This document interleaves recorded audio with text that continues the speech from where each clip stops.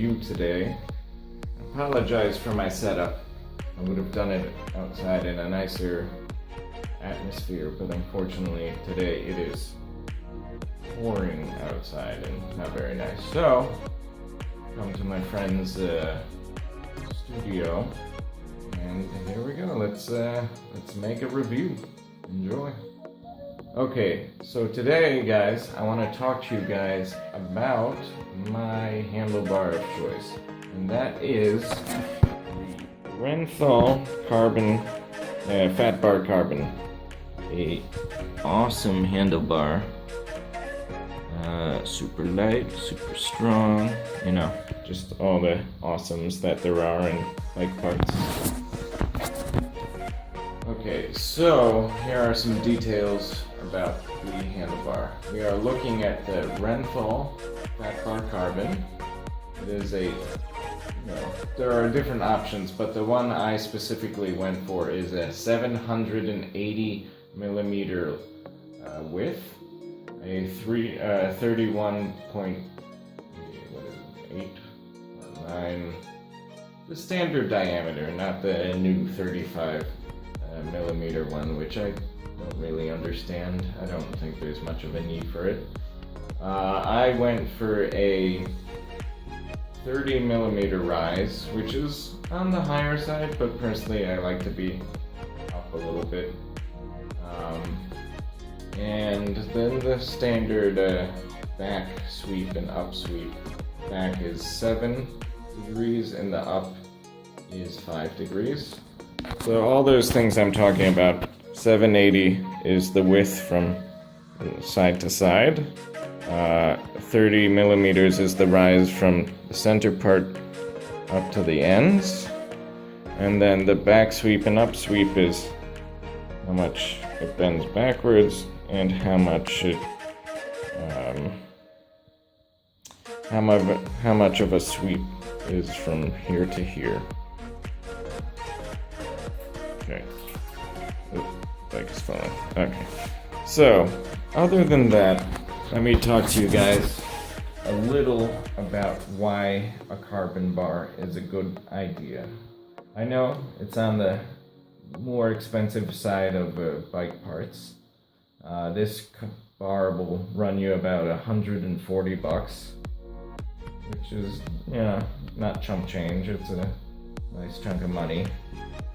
But on the other side, you are getting a couple good things, and these are the things you're getting. One, weight. You're saving weight. This bar weighs 225 grams.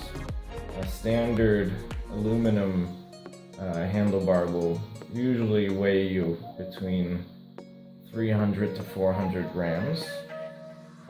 And the good thing about saving weight there is, whether you as a rider think about it or not, there is quite a bit of weight in the front of the bike with your fork.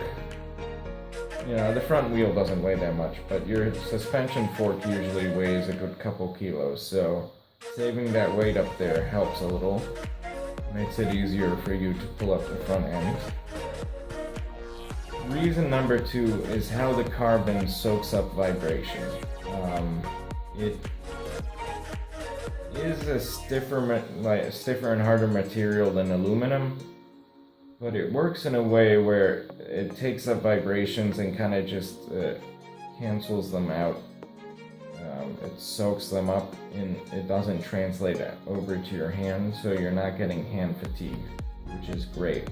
Because I remember back in the old days when I was starting out on a simpler bike with a simpler bar, you'd go down a nice long, aggressive part of trail, and by the ends your hands would be numb and killing.